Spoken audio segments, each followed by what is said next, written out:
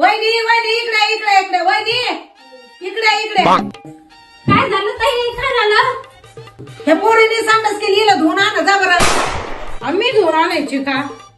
मग काय मी जाऊ का धुवायला? जा आणा धुवून. हा जा. बाई काही खरं नाही ग. या वहिनीला नुसतं मोल करेन करून तुला ग. वहिनी म्हणजे यांना मोल करेनच वाटती. हा ननंद बहिणी नुसतं मला त्याच्या पोरांच्या ढुंगणच धुवायला ठुलाय.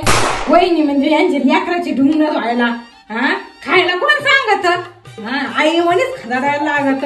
खाताय मचाक मचाक नुसतं खाताय हागत आहे खाताय हागत आहे.